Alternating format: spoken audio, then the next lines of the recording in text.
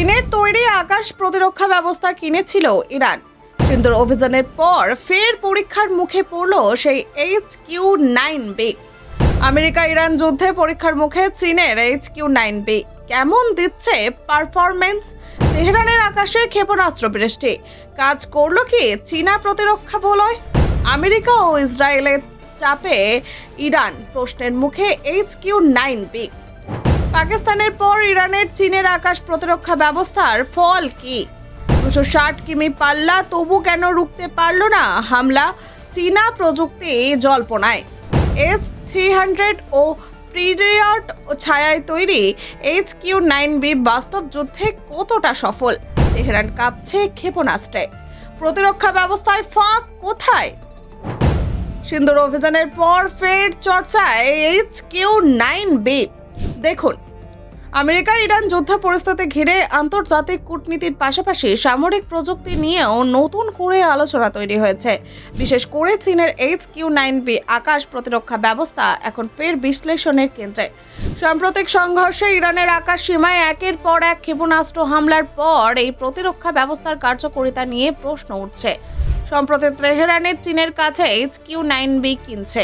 ইরানের সামরিক বাহিনী হাতে থাকা আধুনিক আকাশ প্রতিরক্ষা ব্যবস্থাগুলির মধ্যে এটি অন্যতম গুরুত্বপূর্ণ সংযোজন। শত্রুপক্ষের বিমান ও ক্ষেপণাস্ত্র প্রতিহত করতে এই ব্যবস্থা করা হয়েছে। HQ-9B তৈরি করেছে চীনের রাষ্ট্রায়ত্ত সংস্থা চীনা airspace science and industry corporation. এটি দীর্ঘ ঘোষণা এবং উন্নয়নের ফল, যা আধুনিক র্যাডার ও গাইডেড মিসাইল প্রযুক্তির ওপর নির্ভরশীল। আন্তর্জাতিক বাজারে চীনের প্রতিরক্ষা রপ্তানির ক্ষেত্রেও এটি একটি গুরুত্বপূর্ণ পণ্য।